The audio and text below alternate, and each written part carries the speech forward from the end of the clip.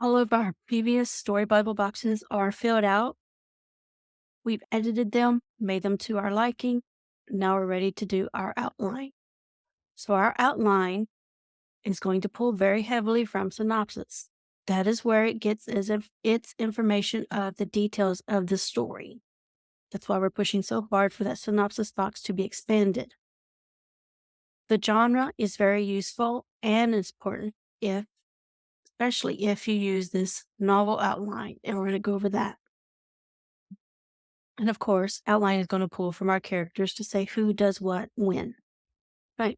So all of our boxes are in order. We're ready to generate the outline. Now it's time to pick which outline we want. Novel outline. Elizabeth Ann West did the prompting here. It's really awesome. It takes into account your genre and all of the information you've given the story so far. So it tailors your outline to the number of chapters it thinks you need for that story.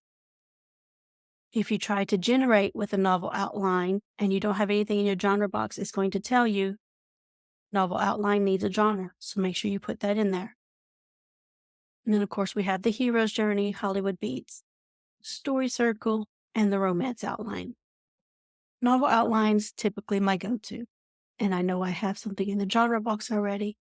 I'm going to put that here. And while that's generating, I want to remind you that we can go into our genre box. If it's not generating the chapters or enough chapters, I can prompt it here. I can tell it, write 30 chapters.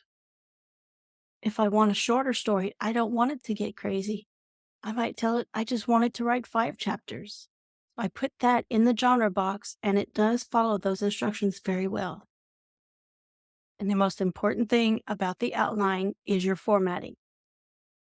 A lot of times when people say, I can't pull up a chapter from the drop-down menu, it's because of the opening formatting. So you need to have Act 1. That is very important. That's what kind of says, oh, here is our outline. Here's the start of it. And of course, Chapter 1. So all of the chapters need chapter, the number, and colon.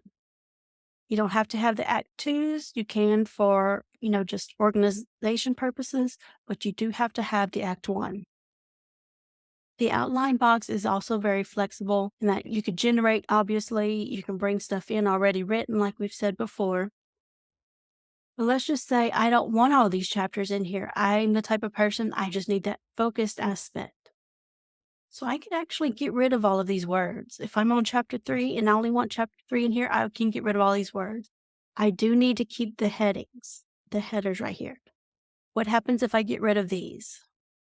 Well, nothing major, except it can cause some confusion for yourself.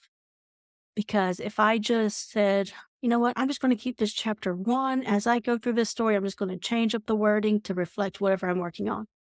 What's going to happen is you're going to have a bunch of chapter 1 documents over here. Yes, you can rename them. That's not a big deal. But again, it can cause you some confusion in the long run.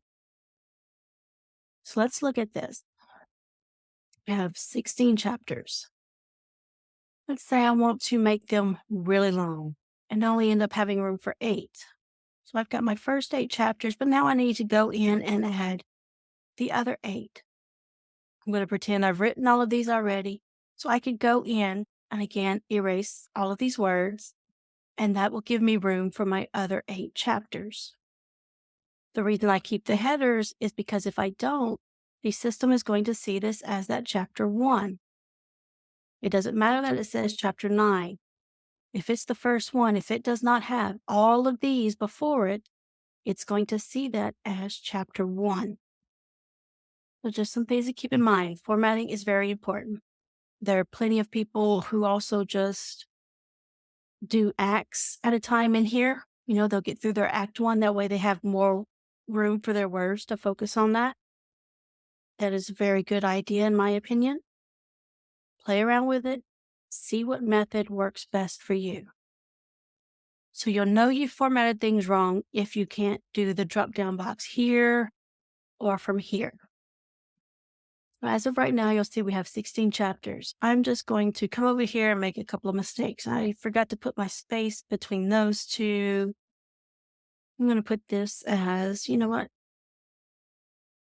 I felt that was 11, I was making some changes.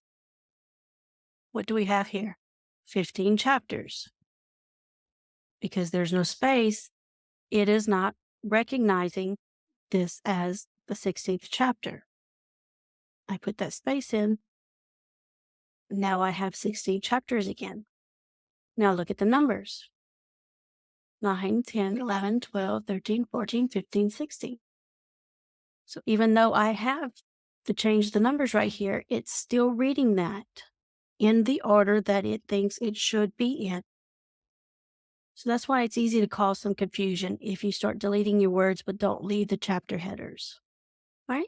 Next up, we're going to get into the prose models and how you can work with those.